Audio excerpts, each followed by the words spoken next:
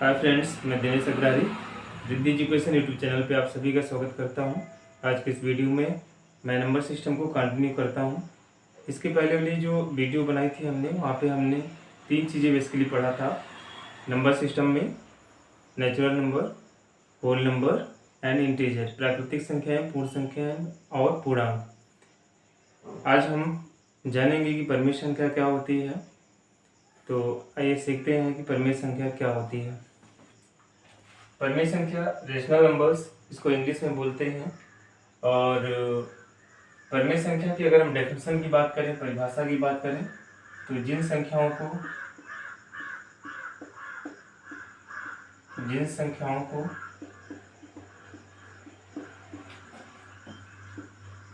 P बटा Q के रूप में लिख सकें, जिन संख्याओं को P बटा Q के रूप में लिख सकें,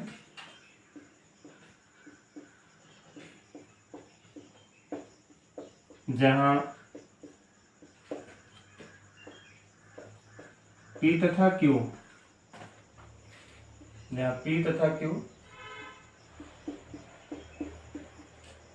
दोनों ही पूर्णांक हों तथा Q not equal to 0। Okay, आइए इस परिभाषा को और सिंपल वे में समझते हैं। जिन संख्याओं को P बाई Q के रूप में हम राइट कर सकते हैं, लिख सकते हैं, और जहाँ पे P और Q दोनों ही क्या हों, आपके इंटीजर हों, और Q नॉट इक्वल टू 0 का मतलब जो नीचे वाली क्वांटिटी होनी चाहिए, जिस चीज़ को आप राइट कर रहे हैं वहाँ पे नीचे वाली क्वांटिटी वो 0 ना हो, बाकी ऊपर वाला 0 हो सकता है। इस परिभाषा को और हम कितना सिंपल बना सकते हैं, हम इसको ऐसे भी लिख सकते हैं कि जिसको हम पूर्णांक बटा पूर्णांक के रूप में लिख सकें, और ये जो नीचे वाला पूर्णांक है ये 0 ना हो। ठीक है, ये आपके समझने के लिए है। पूर्णांक बटा पूर्णांक के रूप में लिख सकें, और नीचे वाला जो पूर्णांक होना चाहिए वो 0 के बराबर नहीं होना चाहिए। तो ऐसी संख्याओं को हम बोलेंगे परिमेय संख्या, रेशनल नंबर्स। ओके, एग्जाम्पल के तौर पे यहाँ पे कुछ एग्जाम्पल्स हम लिखते हैं, राइट करते हैं। अच्छा, पूर्णांक आप पढ़ चुके हैं, इसके पहले वाली वीडियो में मैंने पूर्णांक के बारे में बताया है कि पूर्णांक आपका क्या होता है। पूर्णांक ऋण चिन्ह के साथ आपकी प्राकृतिक संख्या और सभी पूर्ण संख्याओं के समूह को हम पूर्णांक कहते हैं।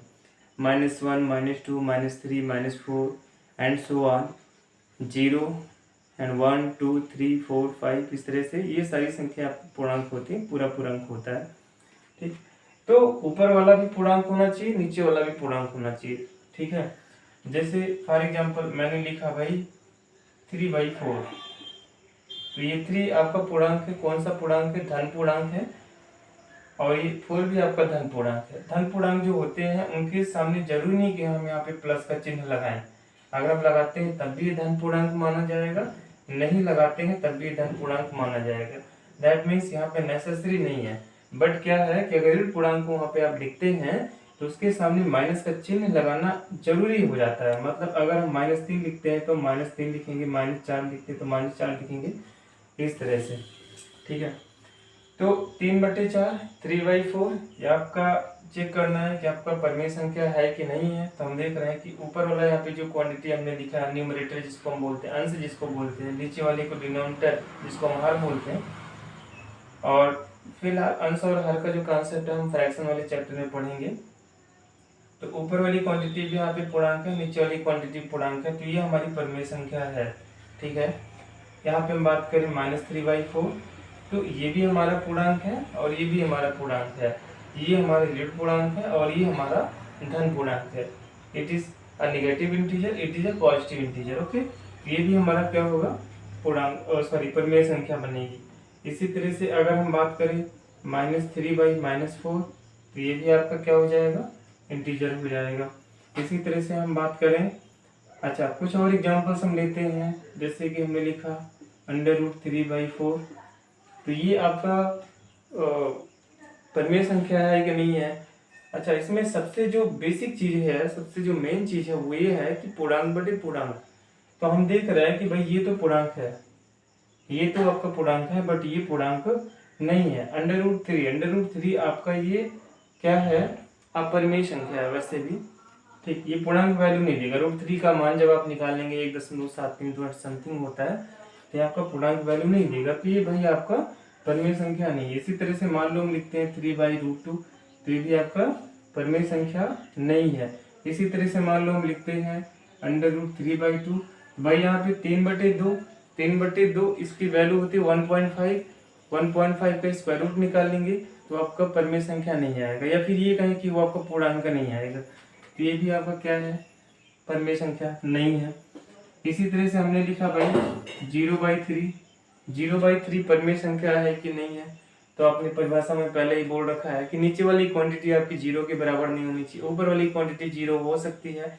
और 0/3 अगर हम लिखते हैं तो ये पूर्णांक बटे पूर्णांक वाले नियम को, पैटर्न को फॉलो करता है। 0 आपका एक विशिष्ट पूर्णांक होता है, इसके पहले वीडियो में हमने बताया था, ये आपका निरपेक्ष पूर्णांक भी बोल सकते हैं। 0 नीदर भी पॉजिटिव नॉर भी निगेटिव, ना तो पॉजिटिव होता है ना तो निगेटिव होता है, तो 0/3 0 पूर्णांक 3 पूर्णांक, तो ये आपका क्या हो जाएगा, परिमेय संख्या इसको बोल सकते हैं, ठीक है। बट अगर यहीं पे हम लिखते हैं सपोज दैट आपका लिखते हैं 3/0, इसको हम पलट देते हैं तो 3/0, अब हम देख रहे हैं कि पूर्णांक बटे पूर्णांक के रूप में है, बट यहाँ पे क्या है, नीचे वाली क्वांटिटी आपकी 0 के बराबर हो गई। आपने बोला था कि नीचे वाली क्वांटिटी 0 के बराबर नहीं होना चाहिए, तो ये परिमेय संख्या का जो डेफिनेशन होता है उसको पूरी तरह से फॉलो नहीं करता है, तो इसलिए ये आपका परिमेय संख्या नहीं है, ये आपका परिमेय संख्या नहीं है। इसी तरह से हम और सारी एग्जाम्पल यहाँ पे हम लिख सकते हैं, ठीक है। तो आप चाहें तो इसका स्क्रीनशॉट ले सकते हैं, और अगर कोई टॉपिक कोई चीज़ यहाँ पे ना समझ में आई हो तो आप वीडियो को दोबारा से देख सकते हैं। चलिए इसी को हम आगे कंटिन्यू करते हैं। तो ये रहा आपका परिमेय संख्या, ओके। और अब हम बात करते हैं अपरिमेय संख्या की, तो यहीं पे हम अपरिमेय संख्या, ठीक है, और इसको इंग्लिश में बोलते हैं इरेशनल नंबर, ठीक। तो डेफिनेशन आपकी इसकी भी वही बनेगी, बट डेफिनेशन में वो चीज़ नहीं होगी। मतलब ये है कि जिन संख्याओं को p/q के रूप में ना लिख सकें, हम यहाँ पे जोड़ देते हैं, जिन संख्याओं को p/q के रूप में ना लिख सकें, जहाँ पे p तथा q दोनों ही पूर्णांक हो तथा q नॉट इक्वल टू 0, ठीक। मतलब ये है कि यहाँ पे आपको पूर्णांक का पूर्णांक बटे पूर्णांक के रूप में ये चीज़ आपको नहीं मिलेगी, ठीक। तो एग्जाम्पल यहाँ पे क्या देना है, चलिए एग्जाम्पल यहाँ पे चेंज हो जाएगा आपको। अगर यहाँ पे हम एग्जाम्पल्स की बात करें तो जितनी भी अभाज्य संख्याएं होती हैं, अभी हम आपको आगे बताएंगे इसी वीडियो में कि अभाज्य संख्या क्या होती है। जितनी भी अभाज्य संख्याएं होती हैं उन सभी का अगर हम स्क्वायर रूट लेते हैं, सभी का नहीं, ध्यान दीजिएगा, सभी का नहीं, भाज्य संख्या अभाज्य संख्या, ठीक है, ये सारी चीजें अभी हम आपको डिस्कस करेंगे।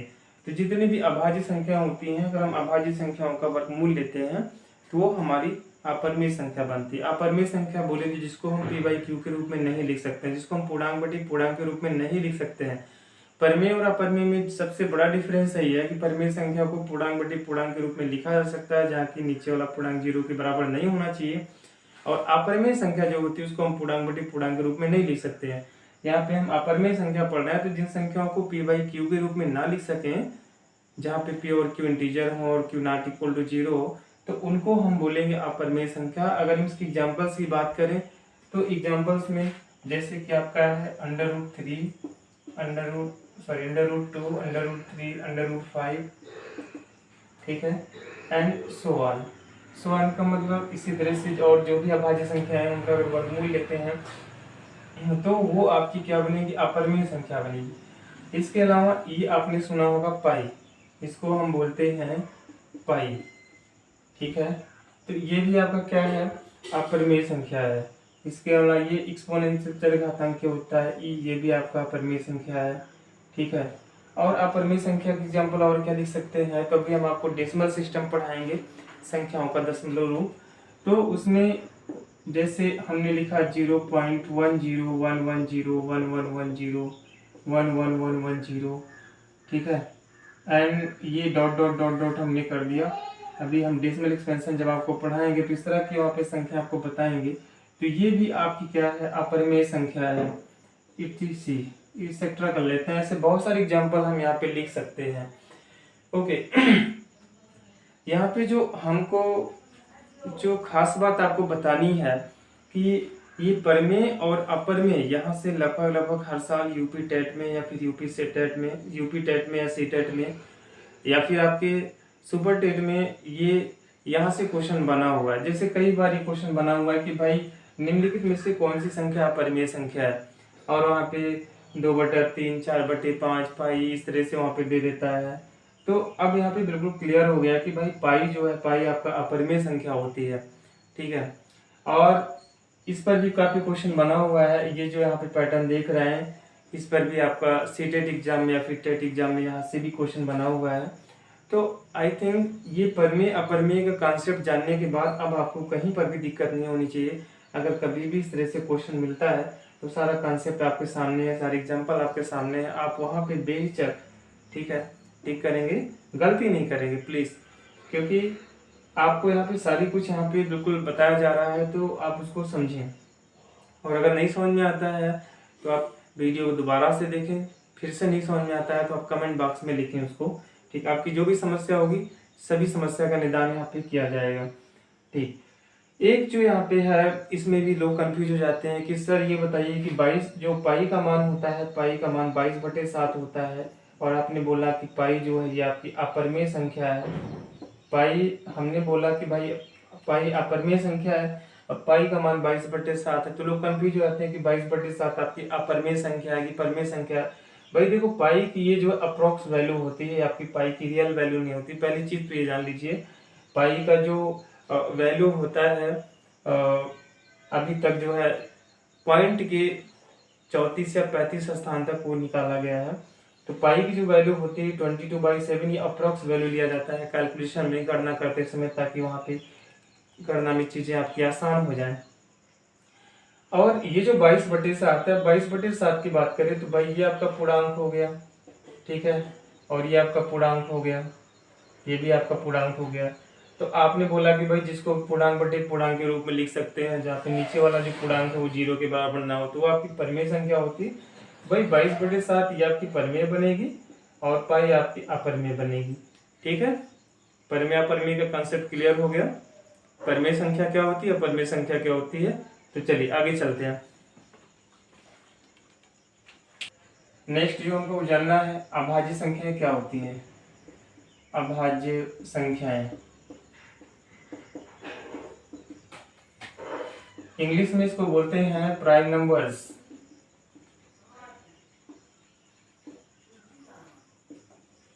ठीक है, ओके। अभाज्य संख्या मोस्टली कंफ्यूजन होता है बच्चों को कि अभाज्य संख्या क्या होती है, भाज्य क्या होती है, सम क्या होता है, विषम क्या होती है, सहअभाज्य क्या होती है। तो अब इस वीडियो को देखने के बाद आपको जरा सा भी कंफ्यूजन नहीं होगा। अभाज्य संख्याओं को यहाँ पे हम दो डेफिनेशन बताएंगे, फिर कहिए तो दो तरीका है समझने का, और भी तरीके हो सकते हैं, बट जो आपको अच्छा लगता है वो फॉलो करें। अभाज्य, अभाज्य का मतलब, भाज्य का मतलब जिसको हम भाजित कर सकें, जिसके टुकड़े कर सकें, और अभाज्य का मतलब जिसके टुकड़े ना कर सकें। टुकड़े करने से क्या मतलब है, टुकड़े करने से ये मतलब है भाई, जैसे मान लो हमने लिखा कि 6, तो 6 को हम 2x3 लिख सकते हैं, ठीक है। बट हमने लिखा भाई 5, तो 5 को हम 5x1 लिख सकते हैं, ठीक है। तो यूं कहें कि जिसके टुकड़े में केवल 2 खंड है, जैसे 2x3x1 भी लिख सकते हैं। मतलब यहाँ पे 6 का जब हमने टुकड़ा किया तो 6 के टुकड़े में यहाँ पे 3 खंड बन रहे हैं, और 5 के टुकड़े में यहाँ पे 2 खंड बन रहे हैं, ठीक है। तो इसी आधार पे हम यहाँ पे समझेंगे ऐसी संख्याएं, अभाज्य संख्याएं क्या होती हैं। ऐसी संख्याएं जिनके 2 से ज्यादा गुणनखंड संभव ना हो। ये जो यहाँ पे टुकड़े की बात कर रहे हैं, टुकड़ों मतलब 6 को हमने लिखा 2x3x1, तो 3 टुकड़े। 5 को हमने लिखा 5x1, 2 टुकड़े। तो ये जो टुकड़े बोल रहे हैं इसी को हम बोलते हैं खंड, और चूंकि यहाँ पे गुणा का चिन्ह भी है इनके बीच में, तो इसको बोलेंगे गुणनखंड। तो 6 के गुणनखंड की बात करें तो 6 का गुणनखंड 2 3 है, 5 का गुणनखंड 5 और 1।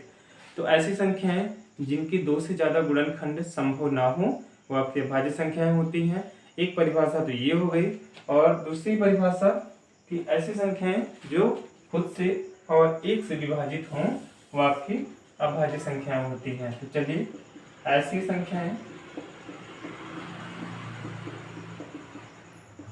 संख्याएं जिनकी 2 से ज़्यादा गुणनखंड संभव ना हो। एक परिभाषा तो ये हो गई आपकी, और एक परिभाषा हम ये कह सकते हैं कि जो संख्या केवल खुद से तथा 1 से विभाजित हो।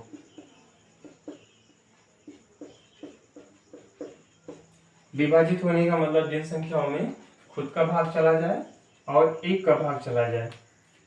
अच्छा, इसका क्या मतलब हो? इसका मतलब हो जैसे मान लो हमने लिखा 7, तो 7 में भाई हम 7 से भाग कर सकते हैं, 7 × 7, ठीक है। या फिर हम 7 में 1 से भाग कर सकते हैं, 1 × 7 7, ठीक। तो ये तो इस परिभाषा को फॉलो कर रहा है, ठीक। तो इसको हम बोलेंगे अभाज्य संख्या। ओके, तो अभाज्य संख्याओं का एग्जाम्पल मान लीजिए हम लिखते हैं। फॉर एग्जाम्पल 2, 3, 5, 7, 9 है, 9 नहीं है, 11, 11, 13, इसके बाद आपका 17, 19, ठीक है, 23, इसके बाद फिर आपका 29 एंड सो ऑन, ठीक। अब आप सोचेंगे कि सर ये बताइए कि अभाज्य संख्या जानना क्यों जरूरी है? कई रीजन है। वैसे भी नॉलेज तो होनी चाहिए, आप मैथमेटिक्स पढ़ रहे हैं तो बेसिक नॉलेज नहीं है तो आप फ्लॉप है मैथमेटिक्स में, ठीक है। दूसरी चीज़ यहाँ पे क्या है कि ये जो यहाँ पे अभाज्य संख्या है, तो आपका जो DLED का एग्जाम होता है, जो BTC का एग्जाम होता है, उसमें भी कई बार ये क्वेश्चन रिपीट हुआ है कि 1 से 30 तक के बीच में अभाज्य संख्याओं को लिखिए, ठीक है। तो वहाँ पर भी ये पूछा गया है, और कॉम्पिटिशन्स एग्जाम में भी कभी कभी पूछ लेता है कि इनमें से कौन सी अभाज्य संख्या। तो अभाज्य का मतलब जो संख्या खुद से कटे और 1 से कटे वो आपकी अभाज्य संख्या। खुद से कटे और 1 से कटे, दैट मीन्स यहाँ पे को किसी तीसरी संख्या से ना कटे। और या फिर ये कह सकते हो कि जिस संख्या की केवल और केवल 2 ही गुणनखंड वहाँ पे पॉसिबल हो, ठीक। क्लियर है आपका एग्जाम्पल।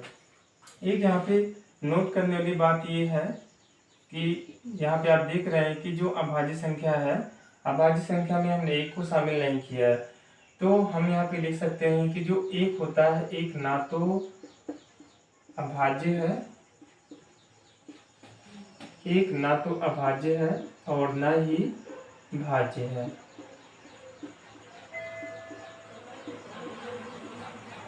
एक ना तो अभाज्य है और ना ही भाज्य है। ओके फ्रेंड्स, तो आज की वीडियो में इतना ही।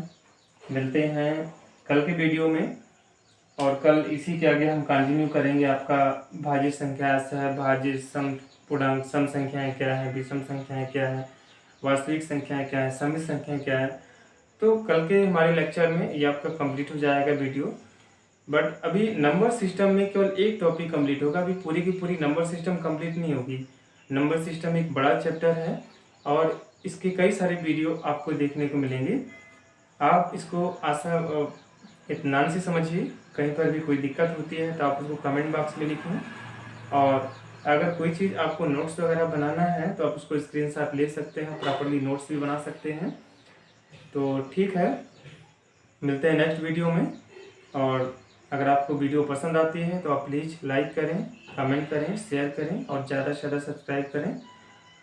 तो आपका सपोर्ट हमारे लिए बहुत ही महत्वपूर्ण है, ठीक है। उससे हमें मोटिवेशन मिलता है, हम चीज़ों को और कैसे इम्प्रूव कर सकते हैं, आपको और कैसे बेहतर दे सकते हैं। और वैसे तो इसमें कोई डाउट नहीं है, आप अगर वीडियो को फॉलो करते हैं तो आपको मैथ्स की समस्या हमेशा के लिए दूर हो जाएगी।